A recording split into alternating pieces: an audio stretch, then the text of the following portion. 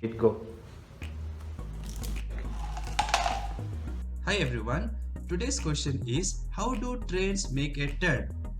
Now why this question is interesting? It's because the wheels of the train, unlike the wheels of a car, are joined through an axle and the whole system forms a rigid body. Now when I say rigid body, what do I mean? The distance between 2 points in a rigid body should not change. Now observe carefully. If I move all the points of this body in the same direction with the same speed, by speed I mean distance covered per second, then see how it will look. It will move in a straight line because all of them should cover same distance. So if this covers 1 meter, this also should cover 1 meter in the same direction. But suppose I want this system to turn. Now if I want this system to turn, then you can observe this end has to cover more distance.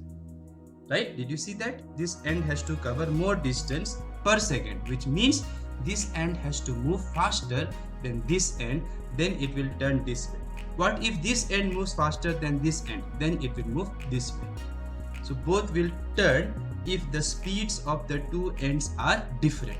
So if you have this rod at this position now, and after some time you want this rod to turn this way, then it has to be something like this. So you see this has to go in a bigger arc and this has to go in a smaller arc. Then the whole system will turn.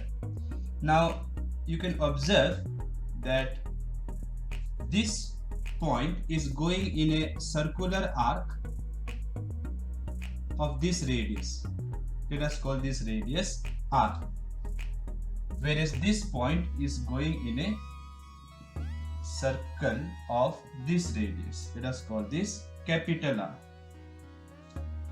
Now you can observe that they both cover the same angle, but the farther end has to travel more distance.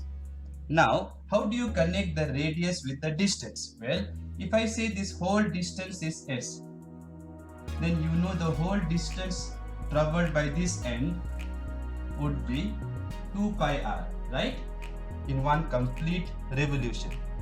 And if I divide this by the time taken, then we call this the speed, distance by time, and this is what we call the angular speed.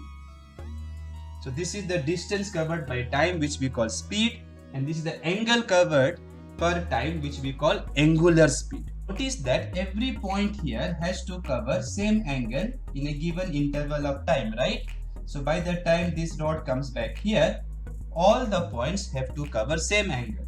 Therefore, the angular speed is same for all the points. But the speed is not same because the radius is different. You can see this has to go in a smaller radius, so the speed will be smaller, and this has to go in a bigger radius, so speed has to be bigger. Consider this system. I have shown two wheels which are attached to each other through an axle. The whole system forms one rigid body. Now I want this wheel to go forward, and at the same time the wheel should rotate. So as they rotate, the angular speed is omega, and as they move forward, the speed of the centers, or you can say the ends of the rod, that speed I represented by V and V. But why I took it same? That's because as we have seen, for a rigid system, omega has to be same. Angular speed has to be same. So this is same. So if the radius of the wheels are also same, then you can see from the simple rule of mathematics, this also has to be same, right? 2 times 3 is 6. For this 2 times 3 would be again 6. So therefore, the two ends or the centers of the two wheels has to move forward with same speed. If that is the case, then as we discussed in the first example, that this is fine for going in a straight track. But in order to turn, this system will not work, because in order to turn, this end has to move faster than this end. But in this geometry, the two ends will always have same speed. So this is an example of the wheel system which I have shown. The two wheels have same radius and they are attached by a rigid rod. Such a wheel system has no problem moving in a straight line. Right? Now such a system will not roll and turn, because if you want it to roll, then this end has to go with speed r omega, this end has to go with speed r omega, right? But the radius is same, so therefore these two ends should have same speed, and if they have same speed they cannot turn, right? Already we have discussed. You may wonder, why can't we hold one end fixed like this and turn the wheel this way? Well, that way you will create skidding on this end, and that will result in wear and tear of the wheels, which you don't want. You want the wheels to roll nicely, and at the same time they should turn. So as we notice that if the wheels are of same radius, the system cannot turn. But we want the system to turn, right? We want our trains to turn. Then what should we do? Well, that is where engineering comes and the design of the wheels come. But before I discuss and tell you about the design of the wheels, please go through this demonstration which I did yesterday. So hi guys, I have taken these two objects which I will roll on a track which I have made this way. So let's see which object rolls in a more stable way. So see the way this object would roll on this track.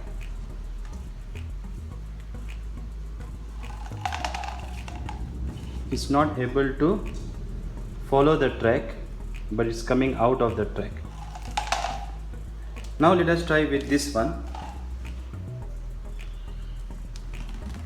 It's very stable, right? Let's try with this one more time. I'm giving it at an angle and let it go. See, it self corrects. See, it's quite surprising, right? Now this one on the other hand, if I keep it at an angle, I don't think it will do a good job. Let's see. Doesn't do, right? Now let's see what just happened. When the wheel system which I made out of the cups, when I keep it this way, okay, so you can see the center of the wheel system is slightly off the center of the track. Then let's see what happens. As this starts rolling, you can see that this part of the cup which is in contact with the track has a smaller radius, right? Whereas this part of the cup which is in the track will have a larger radius. So since this has a larger radius, we have just seen that this will move faster. This will move faster. So if this moves faster, the whole thing will go this way, right? So already it was off center this side, and that makes the system more go away from the center. So this system is highly unstable. You keep it off the center on the right side and you leave it. As it rolls, it goes more and more off the center until it falls out of the track. Here on the other hand, it's very interesting. If you look carefully, even here I have kept the center of my wheel system which I made out of cups is on the right side of the center of the track. But the part of the cup which is in contact with the track here has a larger radius. Here it has a smaller radius, which means this will move faster now. So therefore, even if I start right side of the center of the track, since this moves faster, the whole thing will turn and then it will align itself along the track. Now let's come to the main crux of the problem. As these wheels make a turn, they will feel a outward push, and that is the same push which you feel when a car turns, right? If you keep the door open, you would be thrown outward, yes or no? In physics we call that centrifugal force. So the whole system shifts slightly like this, and now see what happens.